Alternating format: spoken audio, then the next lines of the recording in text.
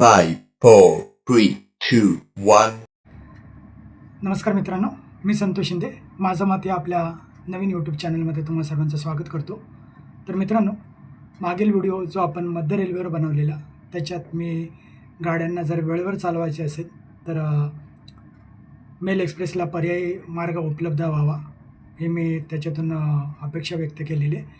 व मित्रांनो, अजून एक मला त्याच्यात एक माझं म्हणणं मांडायचं आहे की मध्य रेल्वे ह्याची जर गर्दी कमी करायची असेल, म्हणजे मित्रांनो, आता मी हल्लीच एक 2-3 दिवसा अगोदर मी न्यूजमध्ये बघितलेलं आहे की वेस्टर्न रेल्वेवर नालासोपारा व काही ठिकाणी प्रायोगिक तत्त्वावर की एक रांग लावून तिथे रांगेतच पब्लिकला आधी उतरू द्यायचं आणि त्याच्यानंतर चढू द्यायचं, असं एक RPF पोलिसांतर्फे एक मोहीम राबवली जाते.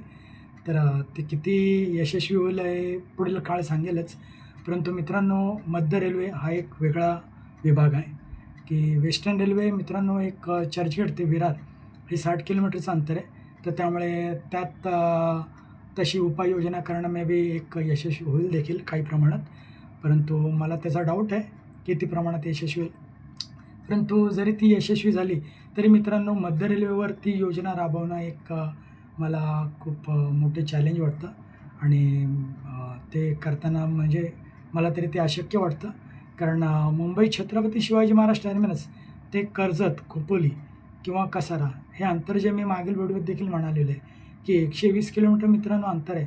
आणि त्या दरम्यान जी स्टेशन्स येतात, म्हणजे एक जवळपास नाही म्हटलं तरी एक 30 ते 35 स्टेशनं मित्रांनो असतील, एक मुंबई छत्रपती शिवाजी महाराज टर्मिनस ते खोपोली किंवा कसारा. तर त्यामुळे एवढे स्टेशनवर जर सकाळच्या वेळेला किंवा संध्याकाळच्या वेळेला इथे मुंबईकडून जर RPFने जर तसं करायचं ठरवलं की जर आपण एक किमान 12 डब्याच्याच गाडीचा आपण विचार करू की 12 डब्यांच्या गाड्यांना एक 12 डब्यांमध्ये एक प्रत्येक गाडीला एक 3 दरवाजे जरी आपण मित्रांनो धरले ना, तरी 3 दरवाजानुसार 12 डब्यांच्या गाडीला एक 36 दरवाजे होतात. तर 36 दरवाजांसमोर जर RPFने जर ते नियोजन करायचं ठरवलं की रांगेत प्रवाशांनी उभं राहावं, आधी उतरू द्यावं आणि मग चढणाऱ्यांनी चढावं, असं जर करायचं म्हटलं तर मित्रांनो, खूप अशक्य गोष्ट वाटते मला.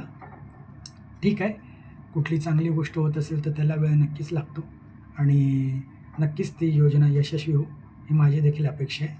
जेणेकरून गर्दीवर थोडाफार अंकुश लावण्याचा प्रयत्न चांगली गोष्ट आहे आणि तो अंकुश लागू, म्हणजे जेणेकरून लोकांनी लटकणं लोकांचं कमी होईल आणि दारात उभं राहून जीवघेणा प्रवास जो मुंबईकराला नेहमी दररोज करावा लागतो, त्यावर काही प्रमाणात अंकुश येईल. आता 15 डब्यांच्या गाड्या देखील नवीन येणार आहेत, असं देखील ऐकलेलं आहे. तर ती देखील एक चांगली गोष्ट आहे. परंतु माझं मित्रांनो, त्यात अजून एक माझं मत असं होतं की आता आपण मध्य रेल्वेचं आपण म्हणतो, तर त्यामुळे मी मध्य रेल्वेवरच बोलणार आहे. तर मध्य रेल्वेवर AC गाड्या ह्या ज्या सुरू केलेल्या आहेत, तर त्या मित्रांनो, जेव्हा त्या गर्दीच्या वेळेस जेव्हा त्या येतात, एकतर मी बहुतेक वेळा मी नोट केलेलं आहे की AC गाड्या ह्या उशिराच चालतात, मोस्टली गाड्या ह्या उशिरा धावत असतात. तर त्यामुळे एकतर वेळेचं त्या गाड्यांना नियोजन नाही. दुसरी गोष्ट, जर गर्दीच्या वेळेस जर त्या गाड्या ज्या चालवल्या जातात AC वर्गासाठी, म्हणजे आता मला ते कळत नाही आहे की जर मध्य रेल्वे हे मध्यमवर्गीय लोकांसाठी किंवा एक गरीब व्यक्तीसाठी जर ते एक उपयुक्त साधन आहे, तर ते ACमधून प्रवास करणारे हे कोणती लोकं आहेत की ज्यांच्यासाठी त्या गाड्या गर्दीच्या वेळेस देखील त्या AC गाड्या चालवल्या जातात आणि का म्हणून चालवल्या जातात.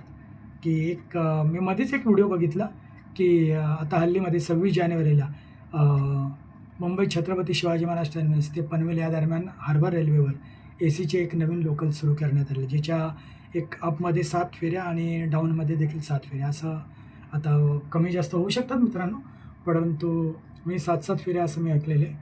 तर मला हे कळत नाही की जर सामान्य लोकांसाठी जर आपण रेल्वे चालते, तर सामान्य लोकांसाठी ती गाडी ॲडिशनल झाली असती तर ते एक मला बरं वाटलं असतं की एक गाडी अधिकची वाढली सामान्य लोकांसाठी. पण ती AC गाडी वाढून आणि AC गाडी जर ती म्हणजे एक पीक अवरमध्ये, म्हणजे एक सकाळी 6 ते 10-11 toward Panvel to Mumbai Chhatrapati Shivaji Maharaj terminus, व संध्याकाळी एक 5 ते 10 हे मुंबई छत्रपती शिवाजी महाराज टर्मिनस ते पनवेल, ह्या दरम्यान जर त्या गाडीच्या जर एक 2-3 फेऱ्या जरी असल्या ना मित्रांनो, तरी देखील ती गाडी आल्यानंतर एक सामान्य लोकांना त्या गाडीत चढता येणार नाही आणि त्यामुळे मग तिच्या मागून जी गाडी असेल, त्या गाडीला खूप गर्दी होणार आणि मग लोकांना लटकण्याशिवाय पर्यायच उरणार नाही.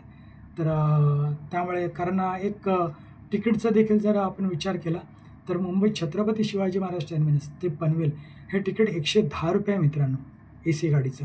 त्यात कमी जास्त होऊ शकतं, परंतु मी त्या व्हिडिओमध्ये बघितलेलं तर त्यावेळी ते जे मी व्हिडिओमध्ये बघितलं तर त्यांनी जे दाखवलेलं तर ते ₹110 तिकीट होती आणि असं आपण सेकंड क्लासचं जर आपण तिकीट काढलं साधारण वर्गाचं, तर ते ₹20 मित्रांनो.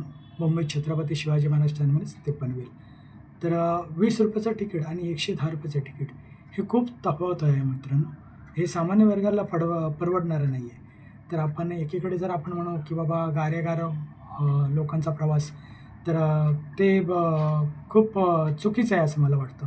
कारण मुंबईत आपण जसं आपण रेल्वेवर अवलंबून आहोत, तसंच आपण बसवर देखील अवलंबून आहोत मित्रांनो. मुंबईची लाईफलाईन ही बेस्ट बस आणि खरोखर बेस्ट बस जे सर्व्हिस देते तिला तोड नाही. आणि मग त्याच्यात देखील मित्रांनो आधी तिकीट एक ₹5 होतं साधीचं आणि ACचं ₹6 होतं.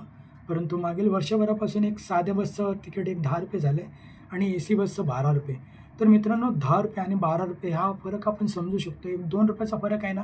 तर मित्रांनो मी देखील जेव्हा बसने प्रवास करतो ना, तर जर साधी बस जर भरलेली आली आणि मागून जर मला AC बस दिसते, जी की थोडी खाली आहे, तर मी ₹2चा विचार करत नाही मित्रांनो.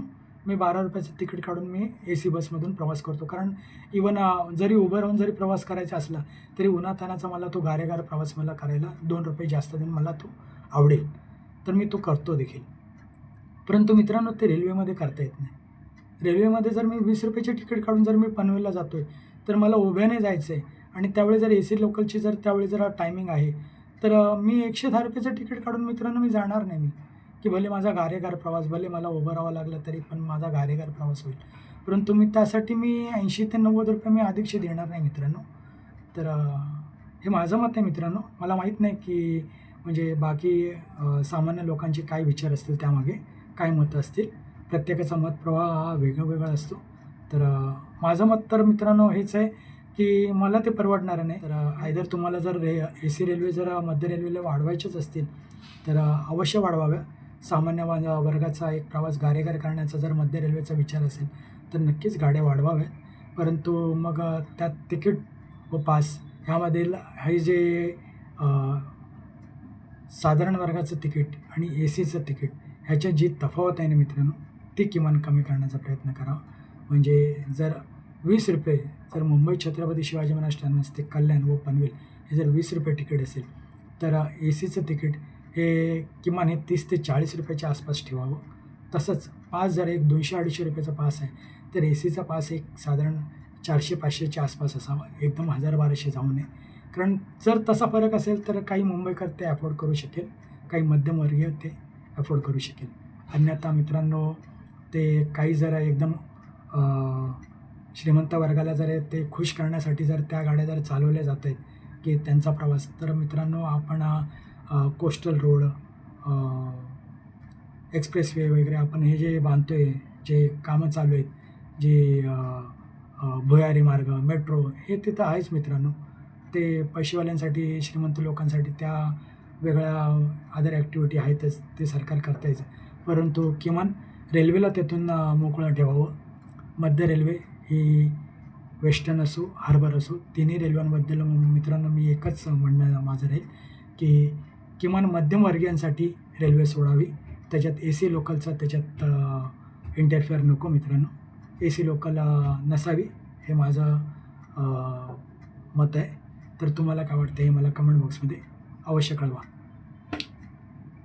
धन्यवाद.